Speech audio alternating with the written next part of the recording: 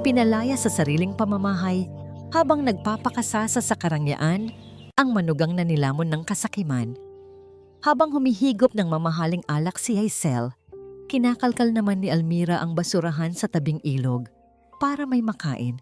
Basura ka, doon ka sa nararapat sa'yo. Tila lason na usal ng manugang hanggang sa bumukas ang pinto at iniluwa ang anak na 5 taong nagpaalipin sa ibang bansa. Sa pagbagsak ng balikbayan box, wawasakin na ba ni Severino ang kahibangang ito? Wala na sana kayong balak ibalik ang matandang yun dito, di ba? Amoy lupa na. Nakakasira pa ng aesthetic ng bahay natin. Ano ka ba, Tita Flor? Siyempre hindi na. Mabuti nga at naniwala agad ang uto-uto kong asawa na dinala ko sa isang exclusive wellness resort ang nanay niya. Kung alam lang ng Severino na yun na nakakalkal ng tirang pagkain ng matanda sa tabing ilog ngayon, baka atakehin yun sa puso. Anyway, let's toast to my new luxury bag na galing sa katangahan niya. Sa likod ng bahagyang nakawang na pintuan na gawa sa mamahaling inukit na kahoy, nakatayo si Severino. Basa ng malamig na ulan ang kanyang buong katawan, ngunit mas malamig ang yelong unti-unting bumabalot sa kanyang dibdib. Gumagapang mula sa kanyang sikmura patungo sa kanyang lalamunan. Sa kanyang nanginginig na mga kamay ay mahigpit niyang buhat ang isang malaking balikbayan box. Sa loob nito ay ang mga pangarap na binalot niya ng tape, mga mamahaling pabango para sa kanyang asawang si Hazel, at isang makapal na wool shawl na binili niya mula sa kanyang unang malaking bonus para panlaban sa lamig ng kanyang inang si Almira. 5 taon. 5 taon siyang nagpaalipin sa init at pagod sa bansang Singapore, natulog sa masikip na quarters at kinain ang pinakamurang delata. Maipadala lamang ang bawat sentimong pinagpawisan niya sa Pilipinas upang mabigyan ng palasyo ang 2 babaeng pinakamamahal niya. Ang akala niya ay sasalubungin siya ng amoy ng mainit na kape at ng yakap ng inang matagal na niyang pinangungulilaan. Ngunit ang isinalubong sa kanya ay ang halakhak ng isang demonyo na nagkukubli sa anyo ng babaeng pinakasalan niya. Tila may isang makapal at nakakapasong lubid na unti-unting sumasakal sa lalamunan ni Severino. Nanikip ang kanyang dibdib, pinipiga ng isang hindi nakikitang kamay hanggang sa tila madurog ang kanyang puso. Ang mga pamilyar na dingding ng bahay na siya mismo ang nagpapintura ng puti at ginto ay biglang naging parang kulungan ng mga halimaw. Hindi siya makahinga, namamanhid ang kanyang mga binti at ang bawat patak ng ulan na tumatama sa kanyang balikat ay tila naging mabibigat na bato na nagpapabagsak sa kanyang mga tuhod. Ang lahat ng pagod niya, ang lahat ng pangungulila ay ginawang isang malaking katatawanan. Bumitaw ang mga daliri ni Severino mula sa hawakan ng malaking kahon. Bumagsak ito sa makintab na marmol na sahig at ang bigat nito ay lumikha ng isang malalim na yanig na umalingaw-ngaw sa buong sala. Tuluyang pumatay sa masayang tawanan at malakas na musika ng mga bisita.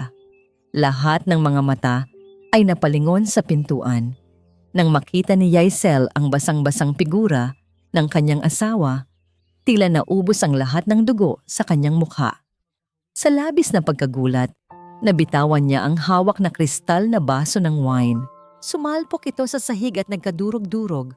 Ang mapulang alak ay umagos na tila sariwang dugo na kumalat sa paanan ng babae. Babe? Nanginginig ang boses ni Hazel.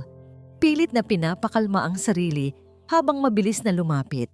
Ang kanyang nangiti ay halatang pilit at puno ng takot. Oh my God! Surprise ba ito? Bakit hindi ka man lang nag-text na uuwi ka? Ang lakas pa ng bagyo. Tiningnan lamang siya ni Severino. Walang emosyon ang kanyang mga mata. Ngunit ang pamumula ng mga ito ay sapat na upang magpakita ng nag-aapoy na puot na nagbabadyang sumabog.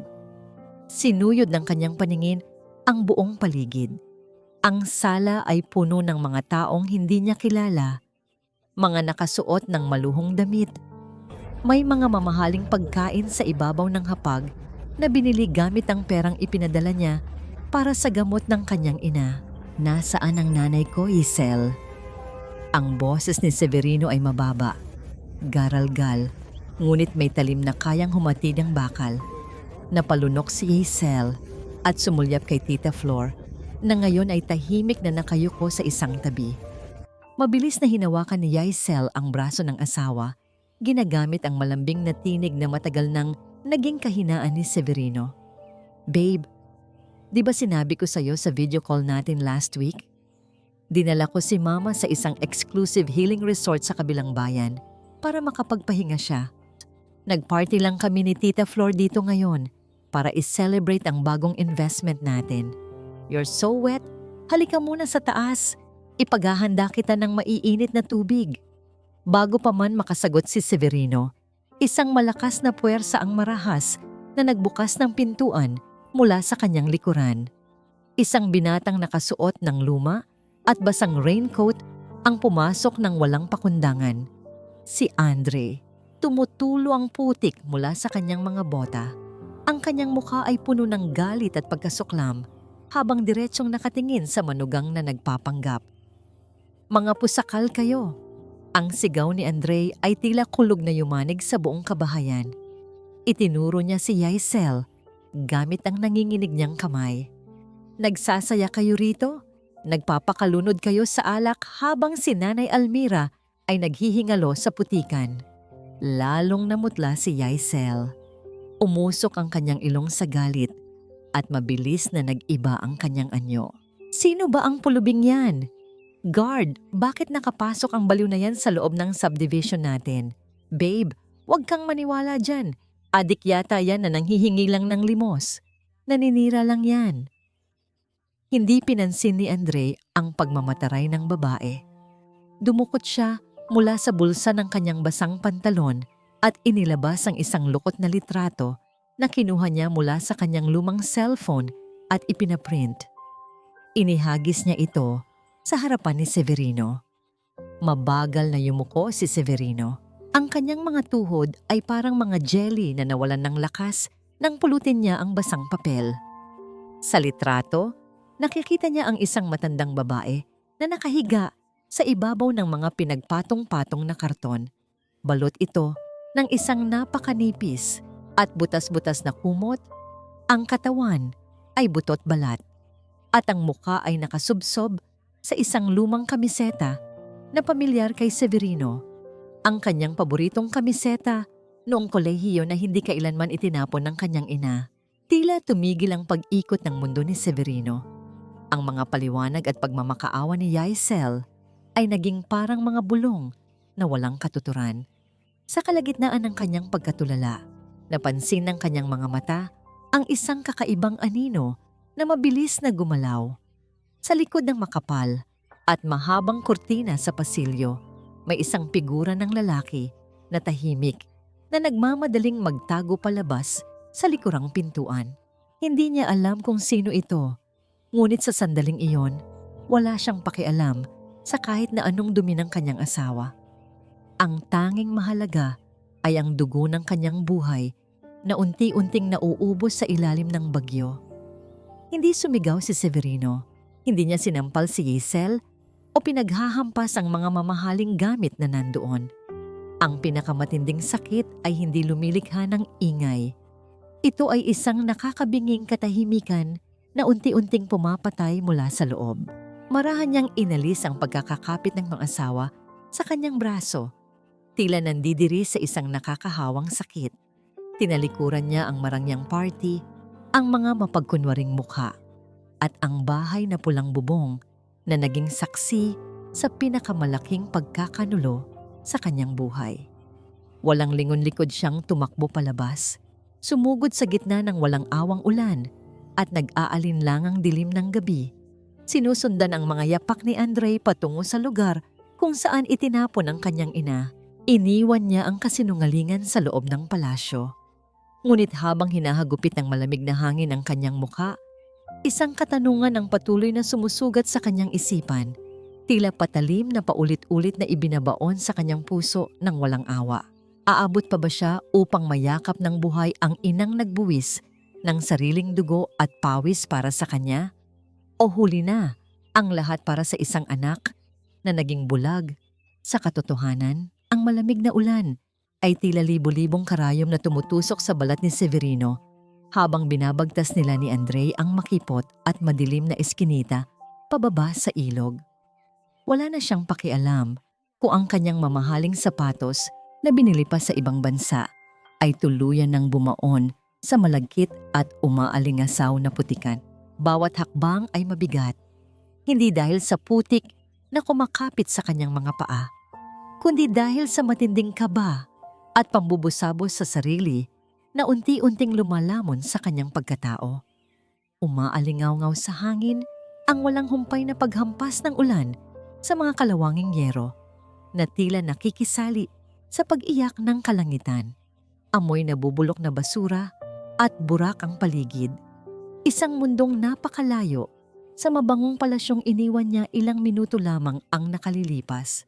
Tumigil si Andre sa tapat ng isang barong-barong na halos nakasabit na sa mismong gilid ng rumaragasang itim na tubig ng ilog. Gawa lamang ito sa pinagtagpi-tagping sako ng bigas, bulok na kahoy at mga lumang tarpaulin na pilit itinali upang may masilungan. Marahas ngunit nag-iingat na itinulak ni Andre ang pintong yero na nagsisilbing harang sa lamig ng gabi. Sa pagbukas nito, bumulaga kay Severino ang isang eksenang habambuhay na mag-iiwan ng malalim na pilat sa kanyang kaluluwa. Sa gitna ng masikip at tumutulong silungan, sa ilalim ng aandap-andap na liwanag ng isang maliit na upos ng kandila, nakikita niya ang kanyang ina. Nakahiga si Almira sa ibabaw ng mga nalamig na karton na inilatag sa ibabaw ng basang lupa. Balot siya ng isang manipis, kupas at butas-butas na kumot na walang laban sa hagupit ng bagyo. Ang kanyang dating mabilog na pangangatawan na punong-puno ng sigla nung nagtitinda pa siya ng kakanin ay tila nawala na. Napalitan ng butot balat na figura na nanginginig sa matinding ginaw. Ngunit ang mas nakadurog sa puso ni Severino ay ang bagay na mahigpit na yakap ng kanyang ina sa dibdib nito, ang luma at naninilaw niyang uniforme noong nasa kolehiyo pa siya, ang tanging alaala ng anak na paulit-ulit nitong inaamoy upang maibsan ang pangungulila. Bumigay ang mga tuhod ni Severino, tuluyan siyang napaluhod sa malamig at malagkit na putikan, walang pakialam sa dumi na dumidikit sa kanyang mamahaling pantalon. Gumapang siya palapit sa ina, tila isang batang nawawala na muling nakahanap ng tahanan. Walang ingay na lumabas sa kanyang bibig, ngunit ang kanyang dibdib ay naghihikahos, pilit pinipigilan ng isang malakas na paghagulgol na tila sasabog sa kanyang lalamunan. Nanginginig ang mga kamay ni Severino nang abutin niya ang palad ng kanyang ina. Nang mahawakan niya ito, naramdaman niya ang labis na kalyo, mga bagong sugat, at ang matinding magaspang na balat na dulot ng walang tigil na paghihimay ng dahon ng saging at pagkalkal sa basurahan. Dahan-dahan niyang inilapat ang sugatang palad na ito sa kanyang basang noo.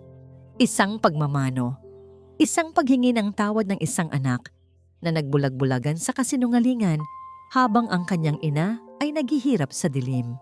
Sa dampi ng init ng luha ni Severino sa kanyang kamay, marahang nagmulat ng mga mata si Almira. Ang kanyang paningin ay malabo at pagod, ngunit nang aninagin niya ang mukha ng lalaking nakaluhod sa kanyang harapan, isang mahinang ngiti ang gumuhit sa kanyang mga tuyot at maputlang labi. Hindi siya nagalit, hindi siya nagsumbong tungkol sa kalupitang dinanas niya mula kay Wiesel.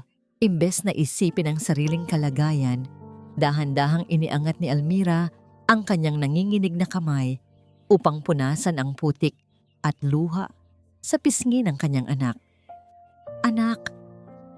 Ang boses ni Almira ay isang paos na bulong, halos tangayin ng ihip ng hangin. Bakit ka nandito sa madilim na lugar? Madudumihan ang sapatos mo, anak. Bago pa naman yan. Ang mga salitang yon ay parang mga punyal na sabay-sabay na itinarak sa dibdib ni Severino. Sa gitna ng gutom at kamatayan, ang kapakanan pa rin ng kanyang anak at ang kalinisan ng sapatos nito ang inaalala ng matanda. Mariing ipinikit ni Severino ang kanyang mga mata habang humahagulgol, idinidiin ang muka sa palad ng ina.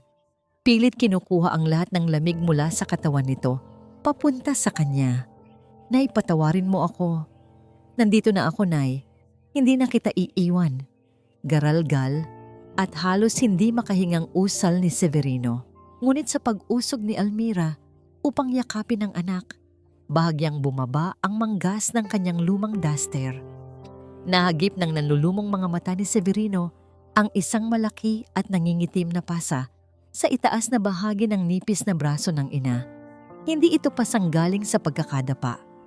Hugis ito ng 5 daliri na mahigpit at marahas na bumaon sa laman ng isang walang kalaban-labang matanda. Agad na binawi ni Almira ang kanyang braso at pilit na itinago sa ilalim ng kumot. Iniiwas ang tingin, tila isang batang takot na mapagalitan. Bumangon ng isang kakaibang uri ng puot sa kaibuturan ng kaluluwa ni Severino. Isang tahimik ngunit nakamamatay na galit. Sino ang may gawa nito? Si Isel. O may iba pang inutusan ng kanyang asawa upang saktan ng kanyang ina bago ito itaboy ng tuluyan? Bago pa man siya makapagtanong, biglang natigilan si Almira. Ang kanyang mahinang ngiti ay tuluyang naglaho, kasabay ng pagdilat ng kanyang mga mata na nawalan ng tuon. Bumagsak ang kanyang kamay mula sa pisngi ni Severino. Ang kanyang katawan ay naging parang isang lantang dahon na nawalan ng anumang bigat at puwersa. Sinalo siya ni Severino, pilit na niyuyugyog ng marahan, sumisigaw ng pangalan ng ina sa gitna ng walang awang ulan na pumapasok sa loob ng barong-barong. Ngunit wala ng tugon. Pabilis ng pabilis ang pagkawala ng kanyang hininga. At habang yakap-yakap ni Severino ang walang malay na ina, ang tanging naramdaman niya na tila tumagos hanggang sa kanyang sariling mga buto ay ang nakakatakot at nagyayelong lamig mula sa balat ng ina. Ang nakakatakot at nagyayelong lamig mula sa balat ng kanyang ina ay tila sumunod kay Severino hanggang sa pagtapak niya sa makintab at puting sahig ng ospital. Walang tigil ang kanyang pagpapabalik-balik sa paglalakad sa mahabang pasilyo. Hindi alintana ang putik na tumutulo mula sa kanyang mamahaling pantalon at ang mga palihim na sulyap ng mga nurse sa kanyang basang-basang anyo.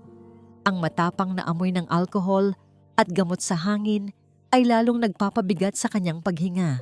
Sa likod ng malaking salamin ng emergency room, tanaw niya ang mga doktor at nurse na nagkakagulo, mabilis na nagkakabit ng mga tubo, oxygen mask, at dextrose sa payat na katawan ni Almira na wala pa ring malay.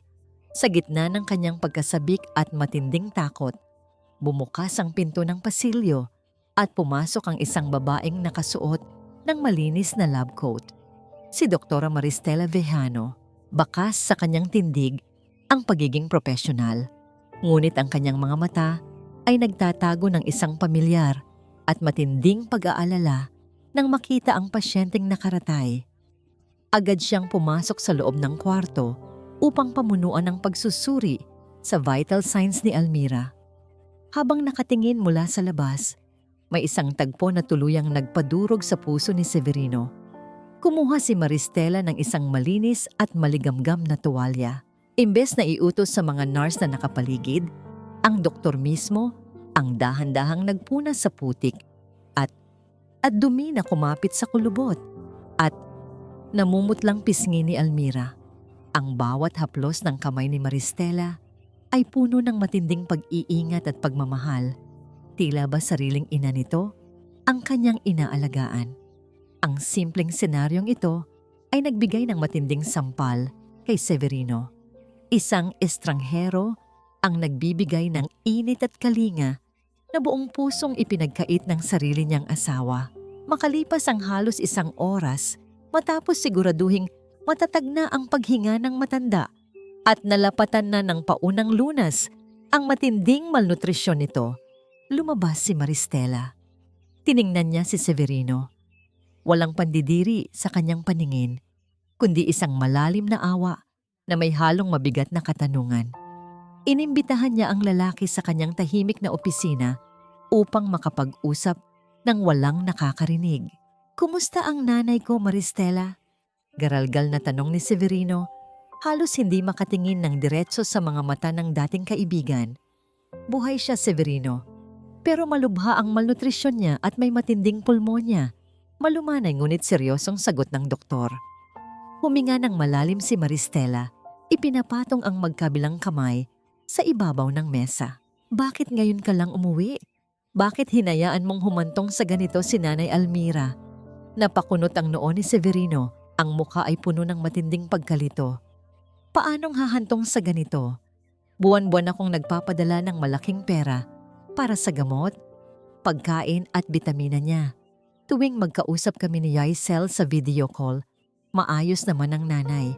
Minsan pa nga nasa resort daw siya nagpapahinga." Isang mapait na ngiti ang gumuhit sa mga labi ni Maristela, kasabay ng mahinang pag-iling. Dumukot ang doktor sa bulsa ng kanyang uniforme at inilabas ang sariling telepono. Binuksan niya ito, nag-scroll ng ilang sandali, at iniharap ang umiilaw na screen sa mukha ni Severino. 2 taon, Severino. Mariing wika ni Maristela. Ang boses ay nanginginig sa pinipigilang galit at lungkot. 2 taon kong sinusubukang iparating sa'yo na unti-unting pinapatay sa gutom ang nanay mo. Ilang beses ko siyang nakitang nakapila sa charity ward ng ospital dahil walang pambili ng maintenance meds niya. Ilang beses ko siyang inabutan ng pagkain sa simbahan. Ipinakita niya ang daan-daang mensahe, mga litrato ng kalagayan ni Almira at mga log ng tawag na ginawa niya sa personal na numero at pribadong email ni Severino. Ang lahat ng yon ay may nakalagay na iisang marka. Seen, at hindi nagtagal ay blocked. Tila binuhusan ng kumukulong tubig ang buong pagkatao ni Severino nang mabasa niya ang mga petsa at detalye ng bawat mensahe. Nanginginig ang kanyang mga kamay nang kunin niya ang sariling cellphone mula sa kanyang basang bulsa. Pilit niyang binuksan ang mga nakablock na contacts at ang mga hidden spam folders sa kanyang email account na matagal na niyang hindi binibisita dahil sa labis na pagtutok sa mga negosyo niya sa Singapore. Naroon ang lahat ng mensahe ni Maristela. Maingat itong itinago, binasa at ibinlock bago pa man niya makita. At iisang tao lang ang may alam ng lahat ng password ng kanyang mga account. Iisang tao lang ang nag-aayos ng kanyang mga digital device at humahawak ng kanyang mga komunikasyon noong nasa Pilipinas pa siya para raw mabawasan ang stress niya, ang kanyang asawang si Wiesel. Ang panlilinlang ay hindi lamang naganap sa loob ng bahay na pulang bubong. Ito ay isang detalyado at perpektong web ng kasinungalingan na maingat na idinisenyo upang patayin ang koneksyon niya sa katotohanan. Habang siya ay nagpapakamatay sa pagtatrabaho upang mapuno ang bank account ng kanyang asawa, ginamit ni Yaisel ang kanyang pera at tiwala upang ikulong ang kanyang ina sa isang impyerno ng kahirapan. Ang pagkabigla at pag-iyak ni Severino ay mabilis na umurong at napalitan ng isang malamig, tahimik at nakamamatay na pagkapuot. Walang anumang luhang pumatak muli sa kanyang mga mata. Ngunit ang kanyang mga kamao ay nakakuyom ng napakahigpit sa ilalim ng mesa hanggang sa bumaon ang kanyang mga kuko sa sariling palad at magdugo ito. Kung nagawa ni Yaisel na kontrolin ang kanyang mga mensahe at itago ang ganitong klaseng kalupitan, ano pa kaya ang tahimik nitong kinokontrol at ninanakaw sa kanyang buhay nang hindi niya nalalaman? Ang buong pundasyon ng kanyang paghihirap sa ibang bansa ay itinayo sa ibabaw ng kumunoy ng kasinungalingan. Bago pa man makapagsalita muli si Severino upang magpasalamat kay Maristela sa mga ginawa nito para sa kanyang ina, bumasag sa kanilang katahimikan ang patuloy na pag-ilaw at matinding pag-vibrate ng kanyang telepono sa ibabaw ng mesa. Isang tawag ang pumapasok. Nakarehistro sa screen ang pangalang My Beautiful Wife na sinundan agad ng paglabas ng magkakasunod na mensahe sa itaas ng screen. Imbes na pag-aalala kung nasaan ang asawa niyang tumakbo sa bagyo, ang laman ng mensahe ay puno ng pagmamalaki at pagbabanta. "Umuwi ka na rito, babe. At ipapakulong ko yung basurerong Andre na yan. Tumawag na ako ng pulis para damputin siya dahil sa trespassing sa property ko. Ang patuloy na pag-ilaw ng telepono ay hindi nagbigay ng liwanag sa madilim na isipan ni Severino, kundi tila isang nakakapasong tunog ng ringtone ng asawa na unti-unting sumusunog sa anumang natitirang habag na meron siya para rito. Ang nakakapasong tunog ng ringtone ng kanyang asawa ay tila naiwan sa pandinig ni Severino habang binabaybay niya ang madilim at maulan na kalsada pabalik sa bahay na pulang bubong. Pagpasok niya sa malaking pintuan, natambad sa kanya ang isang tahimik at malinis na sala. Wala na ang mga bisita, wala na ang nagkalat na mga basag na kristal at natapong alak sa sahig. Sa halip, naabutan niya si Yaisel na komportableng nakaupo sa paborito nitong silyang pelus, suot ang isang mamahaling silk na pantulog, kalmadong nag-aayos ng kanyang mga kuko, habang katapat si Tita Flor na humihigop ng mainit na tsa. Tila walang bagyong nananalasa sa labas, tila walang matandang nag-aagaw buhay sa ospital. Nang mag-angat ng paningin si Yaisel at makita ang nanggigigil at basang-basang asawa, mabilis nitong ibinaba ang hawak na nail file. Sa isang iglap, ang kalmadong mukha ay napalitan ng isang perpektong maskara ng pag-aalala at bighati. Umagos ang peking luha mula sa kanyang mga mata habang mabilis na tumayo at akmang yayakapin si Severino. "Babe, my God! Saan ka ba galing? Kanina pa ako nag-aalala sa'yo." Pilit na pinatitinis ni Aisel ang kanyang boses. Umaarte tila isang biktima na iniwan sa ere. "Pumunta ka ba sa matandang yon? Nakita mo ba kung paano niya sinira ang gabi natin gamit ang baliw niyang utusan? Babe, let me explain. Hindi mo alam ang buong kwento." Marahas na iniwas ni Severino ang kanyang katawan, dahilan upang mapahinto si Isel sa paglapit. Ang malamig at madilim na titig ng lalaki ay tila humihiwa sa mismong kaluluwa ng kanyang asawa. "Ipaliwanag ang alin, Isel?"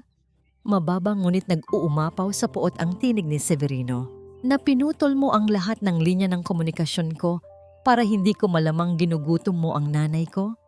Na itinapon mo siya sa tabing ilog habang ginagamit mo ang perang ipinapadala ko para bumili ng mga mamahaling bag at magpa-party?" Umiyak ng mas malakas si Yaisel. Pinupunasan ang mga matang wala namang tunay na pighati. "Bakit ako ang pinapalabas mong masama rito? Ako ang asawa mo, Severino. Pinagtatanggol ko lang ang reputasyon natin. Ninanakawan niya ako. Kinuha niya ang diamond set na regalo mo sa akin last anniversary natin. Kung hindi ko siya pinalayas, baka buong bahay na natin ang ninakaw niya." "Tama ang asawa mo, Severino." Biglang sabat ni Tita Flor. Ibinababa ang hawak na tasa. Ang boses nito ay may halong pagmamalaki at pangangaral. "Hiho, wag mong awayin si Isel. Stressed na ngayon sa nanay mong naglayas. Ulyanin na ang matanda. Baka nag-imbento lang ng kwento para magpaawa sa'yo. Ikaw pa naman. Konting iyak lang ng nanay mo. Bigay ka agad." Tila may isang malaking apoy na sumiklab sa dibdib ni Severino. Ang mga salitang lumalabas sa bibig ng dalawang babaeng kaharap niya ay isang nakakasulasok na lason. "Ulyanin? Naglayas?" Humakbang papalapit si Severino. Hindi na alintana ang panginginig ng kanyang mga kamao. "Nakita ko ang nanay ko, Aisel. Nakita ko ang mga pasa sa braso niya. Nakita ko kung paano siya mamamatay sa ginaw dahil wala siyang makain, habang ikaw ay nagpapakasasa sa pawis at dugo ko." Nang makitang hindi gumagana ang kanyang pag-iyak, unti-unting nawala ang mga luha ni Yaisel. Ang kanyang mukha ay nag-iba, naging matigas at palaban. Ginamit niya ang huling sandata na madalas niyang gamitin upang konsensyahin ang asawa, ang utang na loob. "5 taon, Severino," sigaw ni Yaisel. Pilit na ipinapamukha ang kanyang mga sakripisyo. "5 taon akong naghintay sa'yo. Sinayang ko ang kabataan ko, ang ganda ko. Kakahintay sa isang lalaking walang ibang inatupag kundi ang magpapadala ng pera sa nanay niya. Ako ang nag-alaga sa pwesto mo rito. Ako ang nag-asikaso ng mga negosyo mo habang nagpapakabaliw ka sa Singapore. At ngayon, isusumbat mo sa akin ang kaunting luho na nararapat naman talaga sa akin? Sa kalagitnaan ng kanyang pagmamalaki, dahan-dahang itinaas ni Yaisel ang kanyang manicured na kamay at maarte at dahan-dahang inayos ang kanyang kumikinang na diamanteng hikaw. Tiningnan niya si Severino mula ulo hanggang paa. Ang mga mata ay puno ng matinding pandidiri. You're really going to choose her over me? Mas maniniwala ka sa nanlilimahid na matandang yon kaysa sa sarili mong asawa. Ang mga salitang nanlilimahid na matanda ay tuluyang pumutol sa natitirang pasensya ni Severino. Wala na ang babaeng minahal niya. Ang nasa harapan niya ay isang halimaw na nilamon ng kasakiman at walang puwang para sa anumang awa. Lumayas ka, mariing utos ni Severino. Ipinatong niya ang kanyang nanginginig na kamay sa sandalan ng silya upang pigilan ang sariling mapabagsak sa tindi ng galit. Iempake mo ang lahat ng gamit mo at lumabas ka ng bahay na ito. Bukas na bukas, haharap tayo sa abogado. Imbes na matakot, isang mahina at mapang-asar, nahalakhak ang kumawala sa mga pulang labi ni Yaisel. Ang tunog ng kanyang pagtawa ay umaalingaw-ngaw sa mataas, nakisami ng sala, nagdadala ng isang nakakakilabot na pang-iinsulto. Tumayo siya, naglakad patungo sa isang mamahaling cabinet sa gilid ng kwarto at dumukot ng isang brown na envelope. Naglakad siya pabalik at walang pag-aalinlangang inihagis ang mga dokumento sa ibabaw ng glass table sa harapan ni Severino. Ang tunog ng pagbagsak ng makapal na papel ay tila isang hatol ng kamatayan. Bahay mo? Nakangiting tanong ni Yaisel. Ang mga mata ay nanlilisik sa tagumpay. Excuse me babe, baka nakakalimutan mong wala ka rito noong binili ang lupang ito. Dahan-dahang kinuha ni Severino ang envelope at inilabas ang laman nito. Ito ay ang orihinal na titulo ng bahay at lupa. Ngunit nang basahin niya ang pangalan ng nagmamay-ari, tila tumigil ang pag-ikot ng kanyang mundo. Wala ang pangalan niya. Ang nakasulat lamang ay pangalan ni Yaisel at sa ilalim nito, ang civil status ay idineklarang single. Ginamit ni Yaisel ang isang legal na butas noong panahong ipinapadala pa lamang ni Severino ang pera bago pa man maging formal na rehistrado ang kanilang kasal sa lahat ng ahensya. Sa papel, akin to, Severino. Malamig ngunit nakamamatay na bulong ni Yaisel habang tinititigan ang namumutlang asawa. Kaya kung meron mang lalaya sa bahay na ito ngayong gabi, ikaw yon. At wala kang madadala ni isang kusing. Nakatayo lamang si Severino. Hawak ang piraso ng papel na naging patunay ng kanyang sukdulang pagkabulag. Habang ang demonyong may pula na labi ay patuloy na nagdiriwang sa kanyang harapan. Ang salitang utang. Yan ang nakaukit sa isipan ni Severino habang nakaupo siya sa malamig na silya ng bangko kinaumagahan, kaharap ang kanyang abogado at ang bank manager. Sa ibabaw ng mesa ay ang mga dokumentong kumakatawan sa 5 taon niyang pagkakakulong sa ibang bansa. Ngunit ang mga numerong nakaimprenta sa papel ay hindi nagpapakita ng yaman. Ang joint account nila ni Yaisel ay halos limas na. Wala nang natira, kundi barya. Unti-unting gumapang ang panginginig mula sa kanyang mga kamay, patungo sa kanyang buong katawan habang nakikinig sa paliwanag ng manager kung paano inilipat ni Yaisel ang milyon-milyong piso sa iba't ibang offshore accounts at personal na pamumuhunan nito sa nakalipas na mga buwan. Ang kanyang dugo, pawis at pangungulila ay tinunaw lamang ng kanyang asawa sa isang kisap mata. Bumalik si Severino sa ospital. Karga ang bigat ng mundong gumuho sa kanyang mga balikat.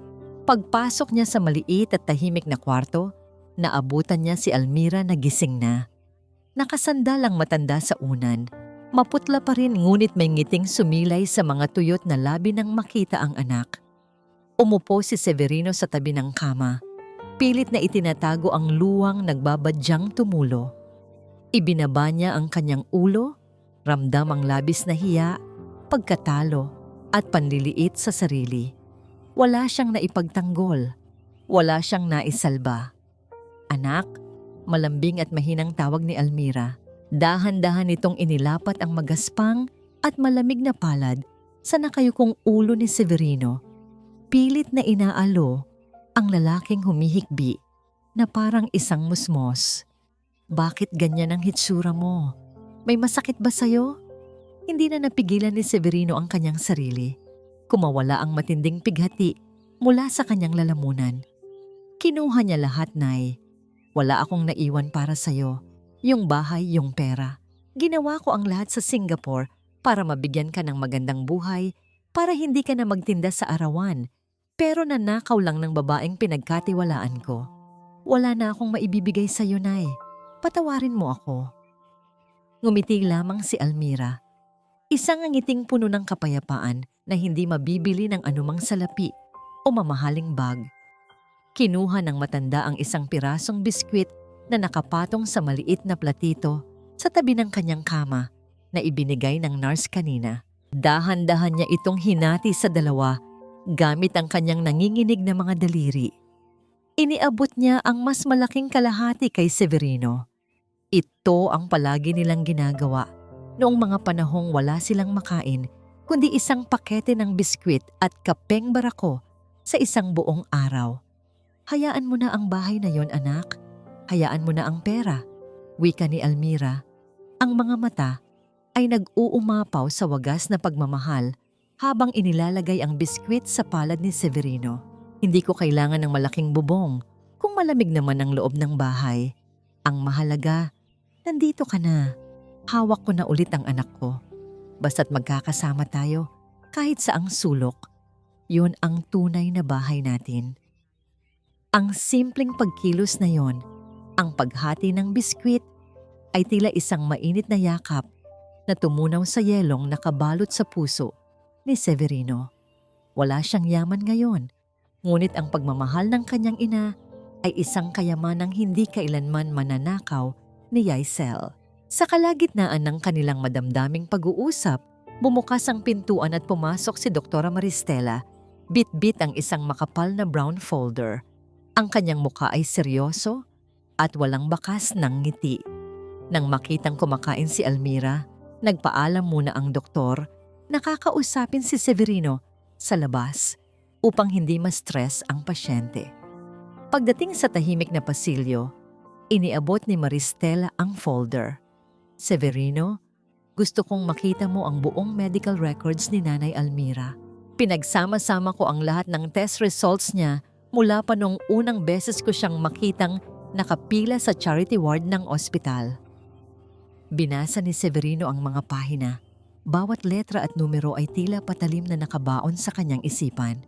Ipinaliwanag ni Maristela, gamit ang isang kalmado ngunit mariing boses, kung paano sistematikong ginutom si Almira. Hindi ito isang mabilisang pananakit. Ito ay isang sinadyang pagkakait ng tamang nutrisyon araw-araw, isang mabagal na pagpatay na itinatago sa ilalim ng salitang pagtitipid. Ang pasa sa braso ay mula sa marahas na paghatak ng palayasin ng matanda. Ngunit ang totoong at pinakamatinding krimen ay ang tahimik na pagpapahirap dito sa loob ng maraming buwan habang si Yaisel ay nagpapakasasa sa alak at karne. "Pwede nating itong gamitin sa Korte, Severino?" Mahinang suhestyon ni Maristela. Idinadampi ang kanyang mainit na palad sa braso ng binata upang pakalmahin ang nanggigigil nitong katawan.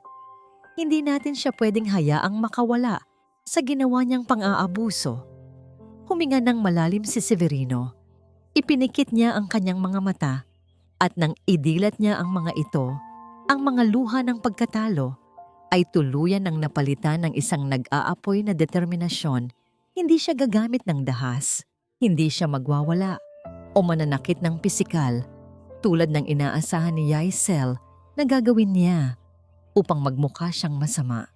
Gagamitin niya ang mismong utak na nagtayo ng kanyang kumpanya sa Singapore upang pabagsakin ang demonyong umangkin sa kanyang buhay. Hahanapin niya ang bawat butas, bawat pagkakamali na iniwan ng asawa. Umupo siya sa waiting area at binuklat muli ang mga kopya ng bank statement na nakuha niya kanina sa bangko. Habang maingat na sinusuri ang bawat linya ng transaksyon, may isang detalye na nakakuha ng kanyang pansin. 5 buwan na ang nakararaan, may isang napakalaking halaga na inililabas si Yaisel mula sa kanilang joint account. Ang pera ay inilipat sa isang hindi kilalang bank account na nakapangalan lamang sa mga inisyal na VA.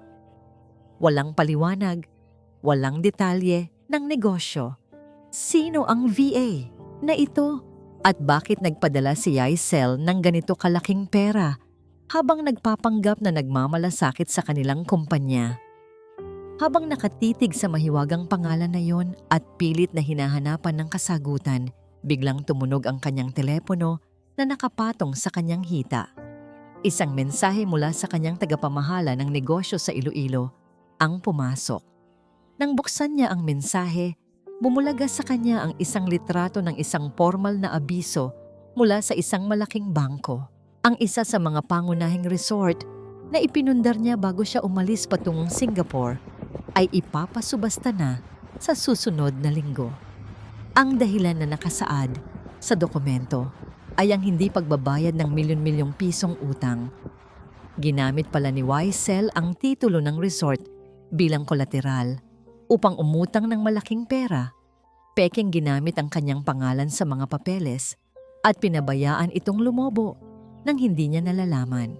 Hindi lamang ninakaw ni Yaisel ang lahat ng kanyang pinaghirapan at ipinundar. Ibinaon pa siya nito ng buhay sa isang napakalalim at nakakapasong utang. Malamig ang simoy ng hangin na nagmumula sa air conditioner sa loob ng pribadong silid ng isang tanyag na law firm. Ngunit mas malamig ang nag-uumpugang tensyon sa pagitan ng magkabilang panig. Nakaupo si Severino sa dulo ng mahabang mesang salamin. Tuwid ang likod at matigas ang panga, habang ang kanyang mga mata ay walang anumang emosyong mababakas. Sa kabilang dulo ay si Yaisel. Kahit nahaharap na sa matinding akusasyon, hindi nito isinuko ang kanyang mapagmalaking tindig. Suot ang kanyang paboritong pulang lipstick, mamahaling alahas, at isang nakakainsultong ngiti. Nakahalukip-kip itong nakikinig habang sunod-sunod na inilalatag ng abogado ni Severino ang mga ebidensya ng kanyang kasakiman. Isa-isang inilabas ang mga dokumento. Ang mga bank trails ng ninakaw na pera na inilipat sa mga sikretong account, ang mga pekeng pirma sa pag-utang na ginawang kolateral ang resort, at ang pinakamabigat sa lahat, ang sinumpaang salaysay ni Doktora Maristela at ng mga kapitbahay na nagpapatunay sa sinadyang paggugutom at pang-aabuso kay Almira. Nakita ni Severino kung paano unti-unting nawala ang kulay sa mukha ng abogado ni Yaisel. Ang mga ebidensya ay masyadong matibay. Wala na silang lusot. Nang makitang naiipit na siya sa sarili niyang mga kasinungalingan, pilit na inayos ni Yaisel ang kanyang buhok at pinanatili ang mataray na ekspresyon. Umiling siya at mariing hiniling na lumabas muna ang lahat ng mga abogado upang makapag-usap silang mag-asawa ng sarilinan. Kahit nag-aalinlangan, sumunod ang mga nag-aayos ng kaso. Iniiwan ang dalawa sa loob ng nakakabinging katahimikan ng kwarto.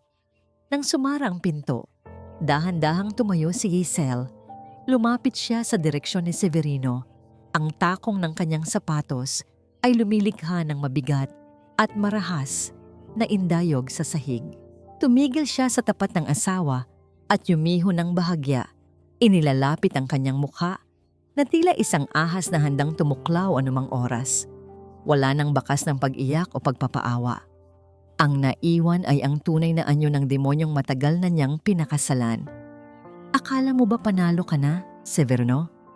Mabagal at mapangasar na bulong ni Yaisel. Ang mga mata ay nanlilisik sa galit dahil sa pagkapahiya niya sa harap ng mga abogado.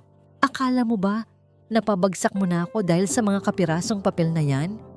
Pera lang ang tingin mong ninakaw ko sa'yo? Wala kang alam. Hindi kumibo si Severino.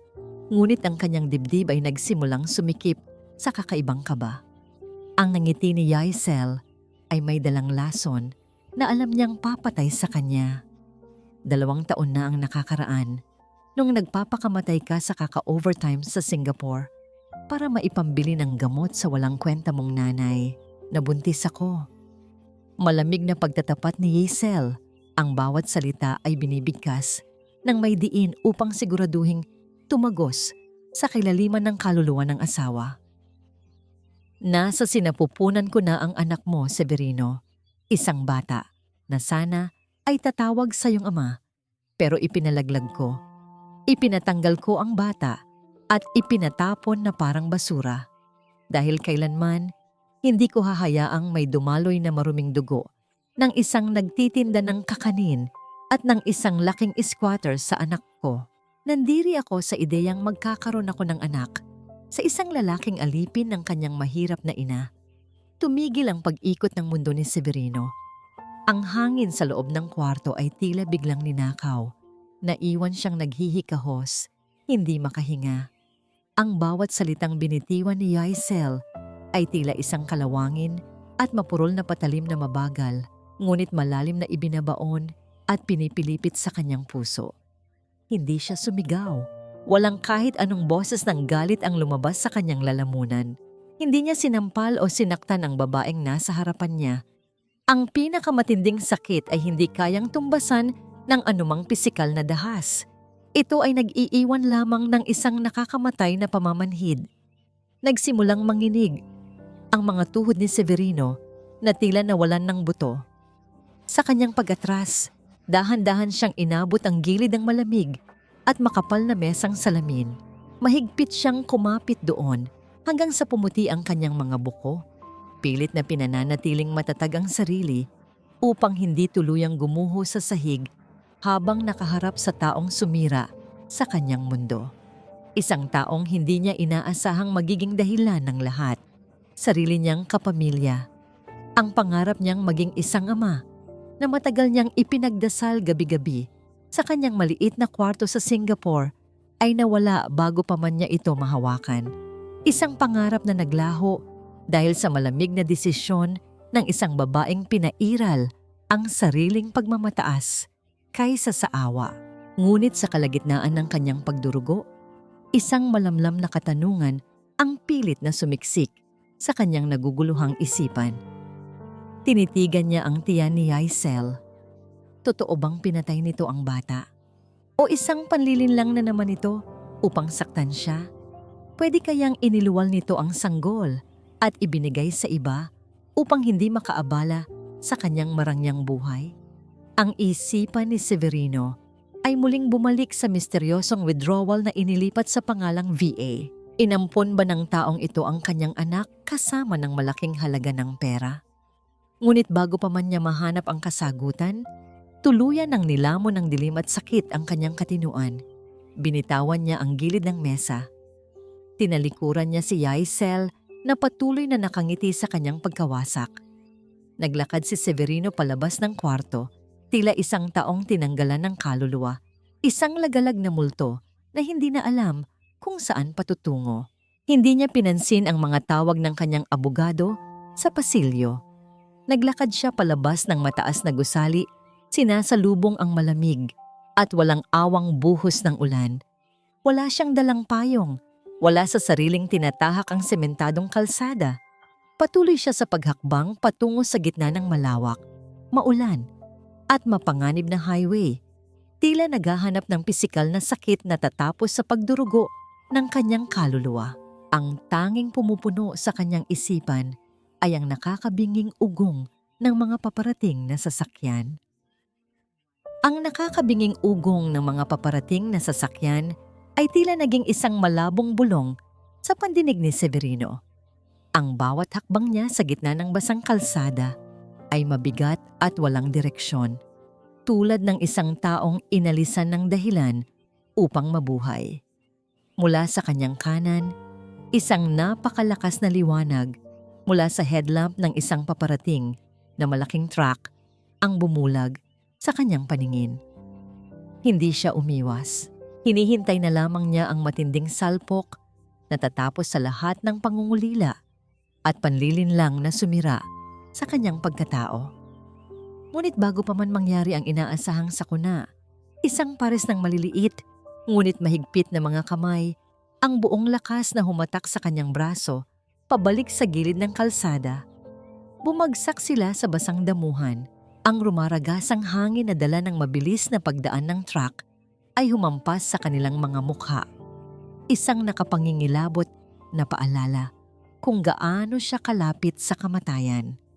Nang mag-angat ng paningin si Severino, nakita niya ang namumutla at basang-basang mukha ni Doktora Maristela. Nanginginig ang buong katawan ng doktor sa labis na takot, ngunit ang mga mata nito ay nag-uumapaw sa matinding pag-aalala, imbes na galit. Wala itong sinabing kahit ano. Hindi na nagtanong si Maristela kung bakit tila gusto nang sukuan ni Severino ang lahat o kung ano ang nangyari sa loob ng law firm na kakalabas lang nito. Sa halip, maranyang hinawakan ang kamay ng lalaki at tahimik na inalalayan papunta sa nakaparadang sasakyan sa di kalayuan. Pagpasok nila sa loob, habang unti-unting pinapainit ng heater ang malamig na hangin, dahan-dahang bumigay ang matagal nang pinipigil na emosyon ni Severino, ang matibay na harang na matagal niyang itinayo sa sarili. Ang lalaking matibay na hinarap ang lahat ng hirap sa ibang bansa ay umiyak na parang isang musmos na nawawala. Humagulgol siya ng buong pait. Inilalabas ang sakit ng pagkamatay ng kanyang hindi pa isinisilang na anak at ang matinding pagtataksil ng kanyang asawa. Hindi siya pinatahan ni Maristela. Hinayaan lamang ng doktor na dumaloy ang lahat ng lason mula sa kanyang dibdib. Kumuha ito ng isang malinis at mainit na tuwalya mula sa likuran ng silya at maingat na ibinalot sa nanginginig na mga balikat ni Severino. Isang tahimik na presensya na nag-aalok ng kanlungan sa gitna ng kanyang pinakamalakas na unos. Nang medyo kumalma na ang paghinga ni Severino, tahimik na nagmaneho si Maristela patungo sa kanyang pribadong klinika na sarado na ng mga oras na yon. Ang paligid ay payapa, malayo sa mapanghusgang mga mata ng lipunan. Habang nakaupo si Severino sa malambot na sofa sa loob ng opisina, ang kanyang isipan ay lumilipad pa rin sa mga mapapait na alaala. Ang kanyang mga kamao ay nananatiling nakakuyom ng mahigpit, nanginginig sa pinipigilang galit at kawalan ng magagawa.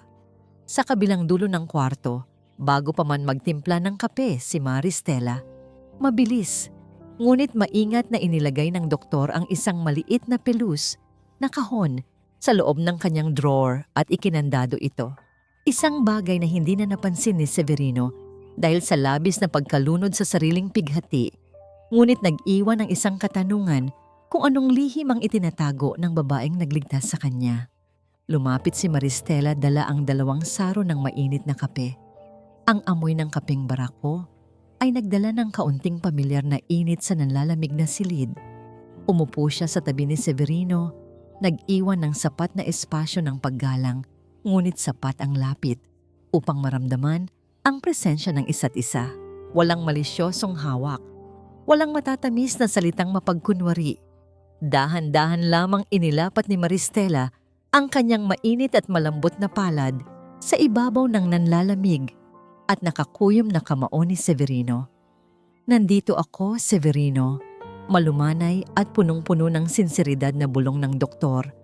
Ang boses ay tila isang malambot na unan na sumalo sa pagod na kaluluwa ng lalaki. "Nandito kami ni Nanay Almira. Hindi ka na nag-iisa sa laban na ito." Ang simpleng haplos na yon ay nagdala ng isang kakaibang kilig at kapayapaan na matagal na niyang hindi naramdaman. Tila isang mahika na unti-unting nagpaluwag sa mahigpit na pagkakakuyom ng kanyang mga daliri. Ibinaba ni Severino ang lahat ng kanyang sandata. Dahan-dahan niyang isinandal ang kanyang mabigat na ulo sa sandalan ng sofa. Ipinikit ang kanyang mga mata at hinayaan ang sarili na maramdaman ang tunay na kaligtasan sa piling ng isang babaeng nagpapahalaga sa kanyang pagkatao at hindi sa kanyang pera. Sa unang pagkakataon, Matapos ang ilang taon, nakahinga siya ng maluwag. Ngunit ang tahimik nilang paghihilom ay biglang binasag ng matinis at magkakasunod na pagtunog ng telepono sa ibabaw ng mesa ng klinika.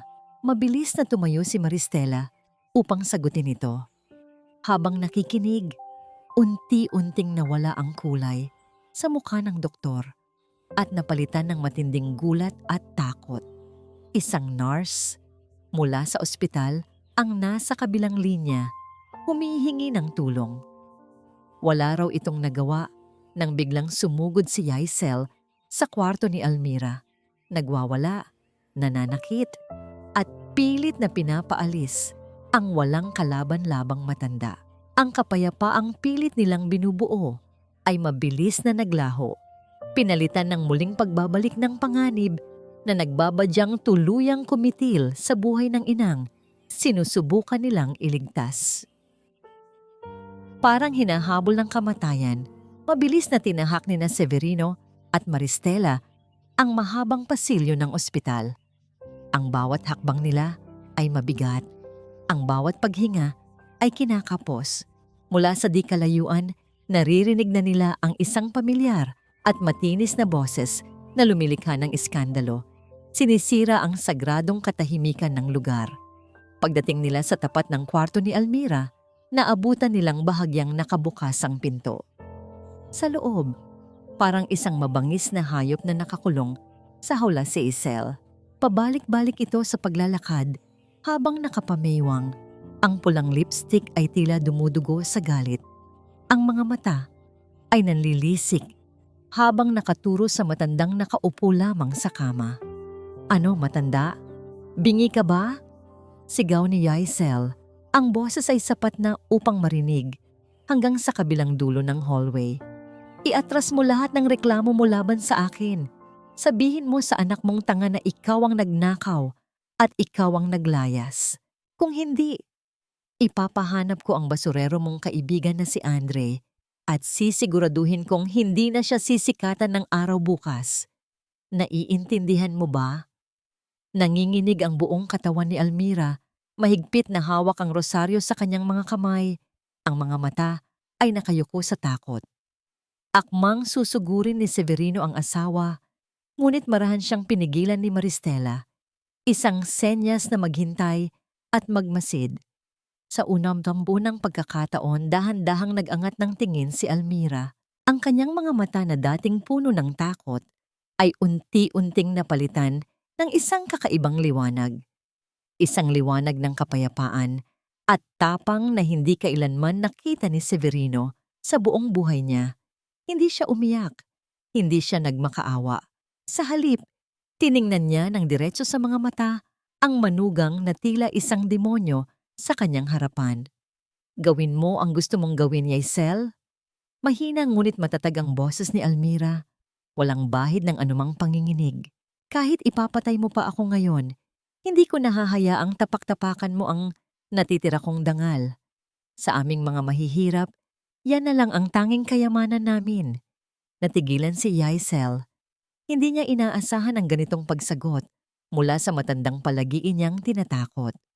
Lalo itong nag-init sa galit.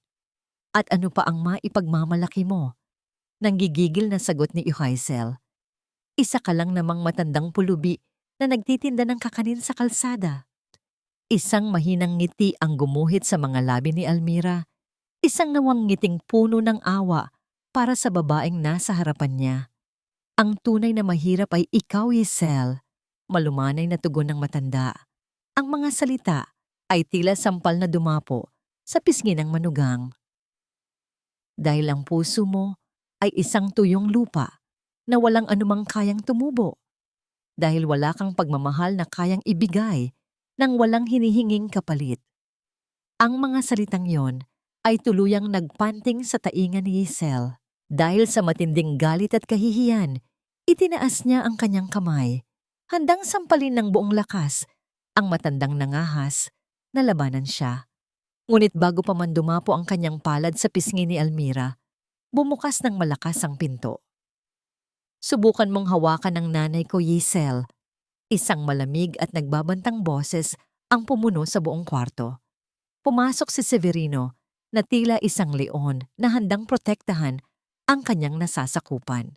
Sa likod niya ay dalawang malalaking gwardiya ng ospital at ang kanyang abogado na may bitbit na mga dokumento. Ang dating wasak na lalaki ay tuluyan ng naglaho. Ang nakatayo ngayon sa harapan ni Waisel ay isang lalaking nag-aapoy sa galit, ngunit kontrolado ang bawat kilos. "Get out!" mariing utos ni Severino. "At sino ka para paalisin ako sa public hospital na ito?" Mayabang na sagot ni Yaisel. Walang imik na lumapit ang abogado ni Severino at ipinakita sa mukha ni Yaisel ang isang restraining order na may pirma ng huwes. Ipinagbabawal na siyang lumapit kay Almira at Severino sa layong 100 metro. Nang makitang wala na siyang magagawa, sinanyasan ni Severino ang mga gwardiya. Kinuha ng mga ito ang magkabilang braso ni Yaisel at sa pilitan siyang kinaladkad palabas. "Bitiwan ninyo ako, mga hayop kayo." "Hindi pa tayo tapos, Severino. Tandaan mo yan. Pagsisisihan mo ang araw na ito." Walang tigil na pagmumura at pagbabanta ni Yaisel habang hinihila sa pasilyo. Habang kinakaladkad, natanaw niya si Tita Flor na naghihintay sa di kalayuan. Bago sila tuluyang magkalayo, mabilis na may ibinulong si Yaisel sa tainga ng kaibigan, isang huling utos na puno ng lason. Nang tuluyan ng maglaho ang anino ng babae, isang malalim na katahimikan ang bumalot sa kwarto. Dahan-dahang lumapit si Severino sa kanyang ina, walang salitang namutawi sa kanilang mga bibig. Hinaplos lamang niya ang buhok ng ina, habang si Maristela ay chinek ang blood pressure nito upang siguraduhing hindi ito naapektuhan ng matinding stress. Pagkatapos ng lahat ng gulo, marahang inayos ni Almira ang kanyang nagusot na kumot. Isang simpleng kilos, ngunit para kay Severino, ito ay isang makapangyarihang simbolo. Ang pagbawi ng kanyang ina sa sarili nitong espasyo, sa sarili nitong kapayapaan, matapos harapin ang demonyo at manatiling buo ang dangal. Sa labas ng ospital, matapos makawala sa mga gwardiya, hindi umiyak o nagwala si Yaisel. Pinunasan niya ang kanyang nagusot na damit, inayos ang buhok, at hinarap ang malaking gusali ng ospital na tila isang kaaway na handa niyang wasakin. Isang nakakakilabot at malapad na ngiti ang gumuhit sa kanyang mga pulang labi. Wawasakin ko ang kumpanya niya bukas.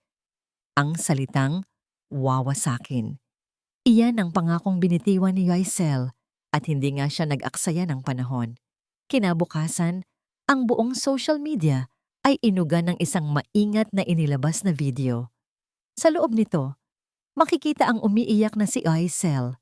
Ang mukha ay puno ng pekeng pasa na gawa sa mamahaling makeup habang isinasalaysay ang isang kasinungalingang pinag-isipang mabuti. Inakusahan niya si Severino bilang isang abusadong asawa na pilit siyang kinukulong sa bahay. Pinalabas niyang magnanakaw si Almira na ilang beses na raw niyang pinatawad. Ginamit niya ang lahat ng kanyang galing sa pag-arte upang makuha ang simpatya ng publiko. Ngunit hindi nagpatinag si Severino. Habang nagkakagulo ang mundo sa pekeng drama ni Yaisel, tahimik siyang kumilos sa ilalim ng gabay ng kanyang abogado at sa suporta ni Maristela. Hindi niya sinagot ang putik ng kapwa-putik. Sa halip, naglabas siya ng isang malinis at hindi maikakailang bahan ng katotohanan. Isinapubliko niya ang lahat, hindi para sa chismis, kundi para sa katarungan. Ang opisyal na police report ng panggugulo ni Yaisel sa ospital. Ang kompletong CCTV footage mula sa subdivision na nagpapakita kung paano marahas na kinaladkad ni Yaisel ang matandang si Almira palabas ng bahay na pulang bubong. Ang mga bank trails ng milyon-milyong pisong ninakaw at inilipat sa mga personal na account. At ang pinakamatibay sa lahat, ang sinumpaang salaysay ng buong parokya mula sa pari, kay Nanay Belen, hanggang sa mga kapitbahay na nagpapatunay sa kalagayan ni Almira sa tabing ilog. Ang kasinungalingan ni Yaisel ay natabunan at nilamon ng katotohanan.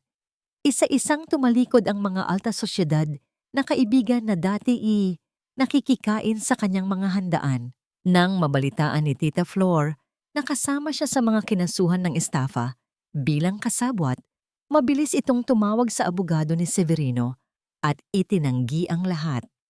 Ibinenta niya si Hazel. Sinabing biktima lamang din siya ng panlilinlang nito. Ang mga haliging pinagtayuan ni Hazel ng kanyang pekeng mundo ay isa-isang gumuho.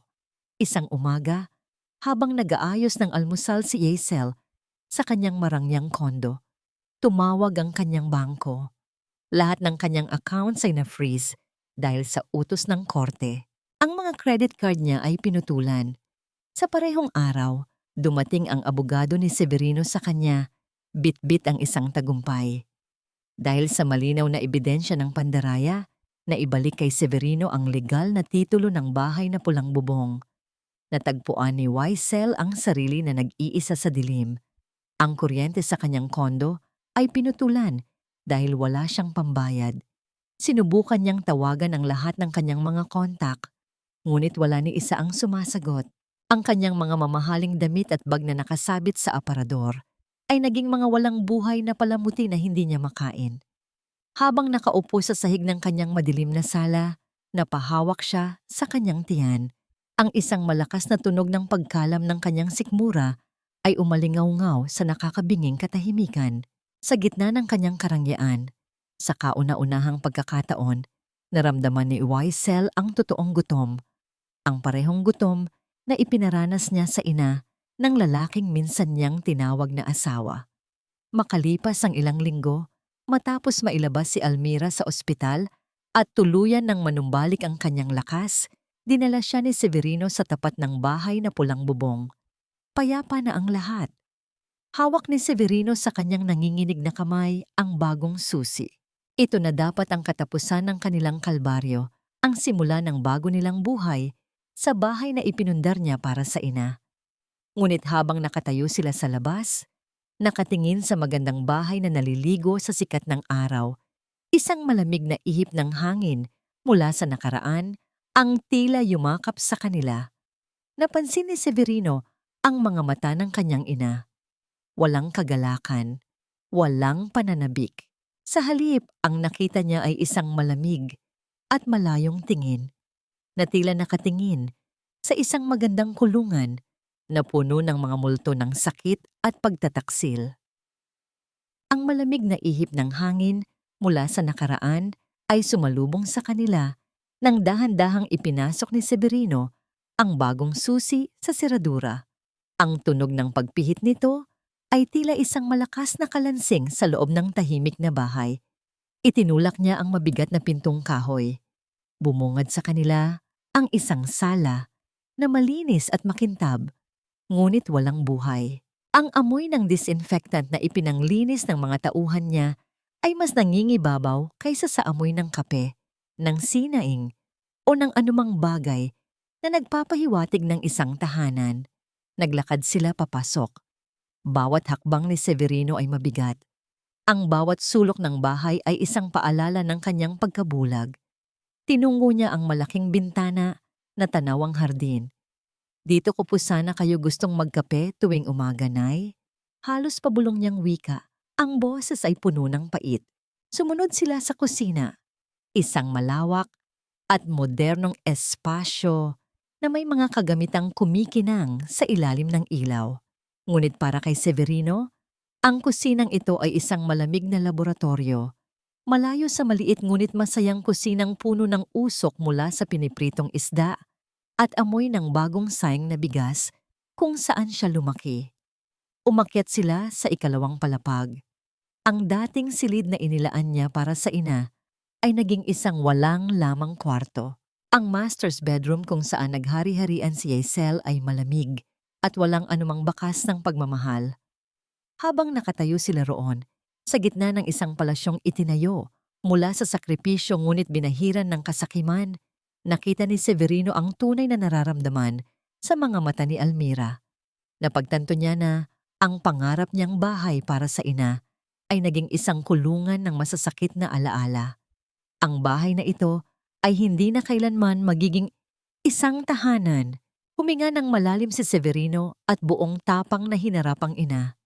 Nay, patawad po. Sinsero niyang wika. Hindi ito ang bahay na pinangarap ko para sa inyo. Ang pangarap ko ay bigyan kayo ng kapayapaan, hindi ng isang magandang hawla.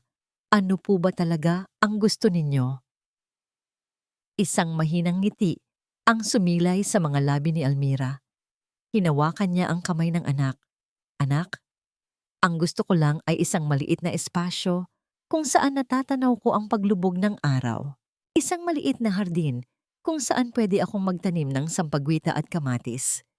At higit sa lahat, isang bahay kung saan naririnig ko ang paghinga mo sa kabilang kwarto tuwing gabi. Yun lang, sapat na. Sa sandaling iyon, gumaan ang dibdib ni Severino. Isang malinaw na desisyon ang nabuo sa kanyang isipan.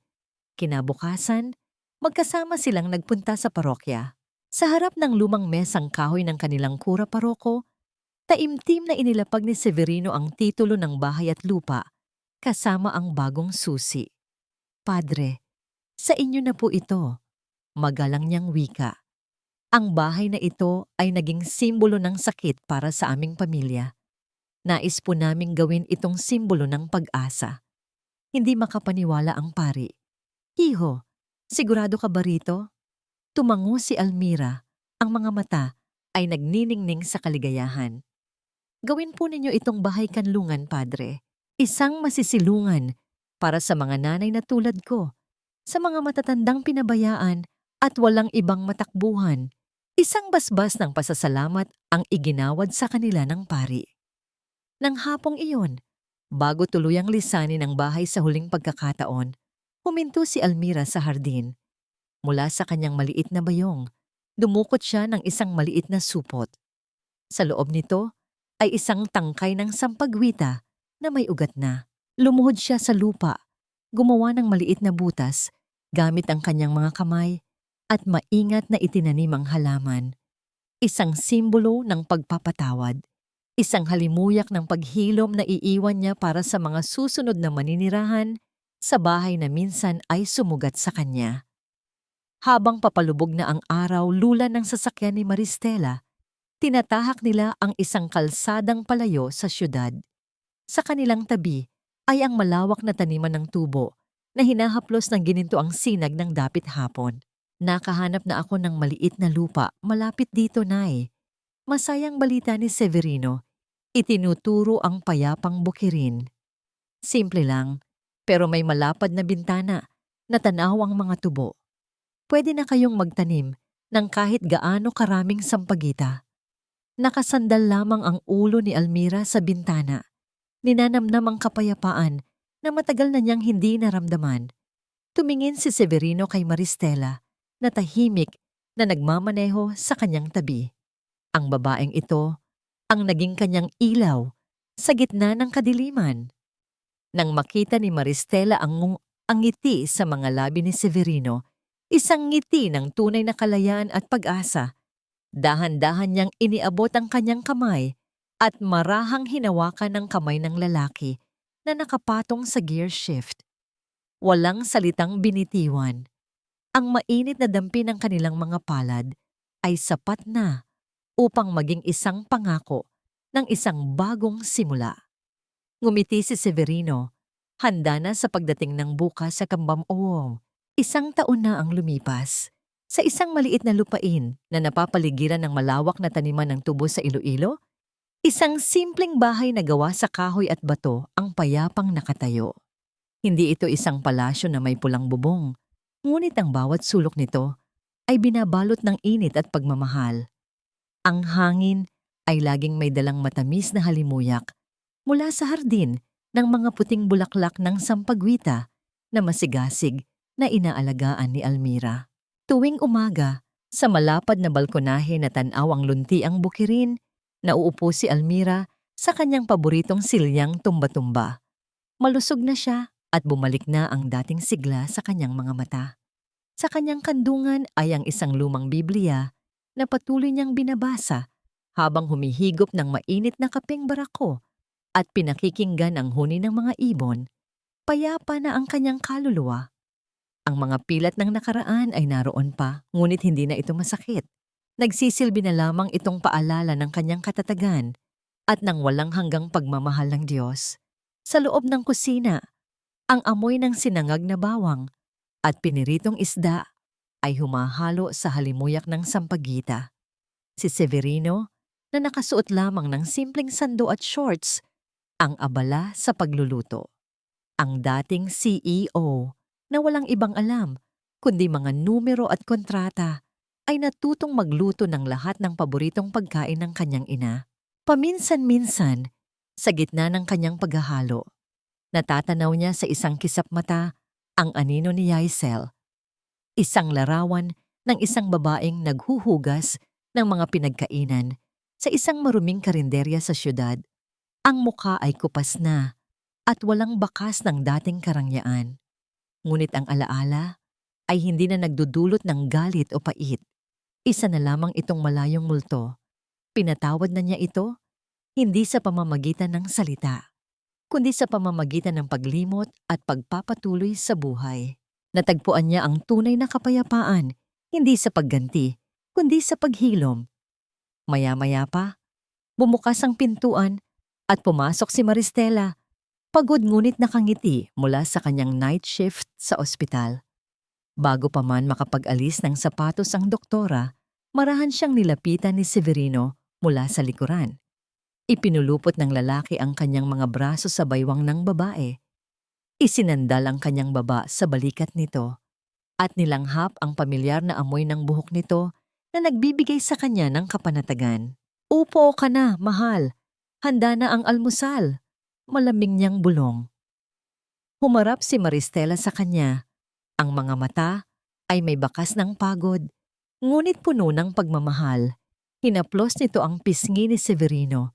Ang init ng palad nito ay tila nagpapawi sa lahat ng natitirang lamig ng nakaraan. Ang bango naman ng niluluto ng chef ko. Malambing na biro niya. Ngumiti si Severino at marahang idinampi ang isang halik sa kanyang noo. Hindi ito isang halik na puno ng pagnanasa, kundi isang halik na puno ng pasasalamat, respeto, at pangakong habambuhay. Umupo silang tatlo sa maliit at simpleng hapagkainan na gawa sa kawayan. Sa gitna ay isang bandehado ng mainit na sinangag, sariwang pritong isda, at mga pulang kamatis na kapipitas lamang mula sa munting hardin ni Almira. Bago kumain, sila ay taimtim na nagdasal, nagpapasalamat sa biyayang nasa kanilang harapan at sa biyayang mas mahalaga pa, ang pagkakataong magkasama-sama muli. Habang sila ay nagkukwentuhan at nagtatawanan, ang simpleng tagpong iyon sa loob ng isang maliit na bahay ay mas masagana at mas masaya kaysa sa lahat ng mararangyang handaan na naranasan ni Severino sa loob ng pekeng palasyo ni Oisel. Tiningnan ni Severino ang dalawang babae sa kanyang harapan, ang inang nagbigay buhay sa kanya at ang babaeng muling nagturo sa kanya kung paano mabuhay ng may pagmamahal. At sa sandaling iyon, tuluyan na niyang naunawaan ang lahat. Ang totoong kayamanan ay hindi ang perang na ipapadala mula sa malayo. Hindi ito nasusukat sa laki ng bahay o sa kinang ng alahas. Ang tunay na yaman ay ang umagang gigising kang kasama ang mga mahal mo sa buhay, ang amoy ng kapeng kanilang itinitimpla para sa'yo, at ang kapayapaang dulot ng pagiging tunay na naroroon para sa kanila, hindi lamang bilang isang taga-suporta ng kanilang pangangailangan, kundi bilang isang anak, isang kasama, isang tunay na tahanan. Ang paghahalo ng amoy ng bagong saing na kanin at ang matamis na halimuyak ng sampagwita sa malamig na hanging amihan ay naging simbolo ng kanyang bagong simula. Isang buhay na payak, ngunit sa wakas, tunay na buo.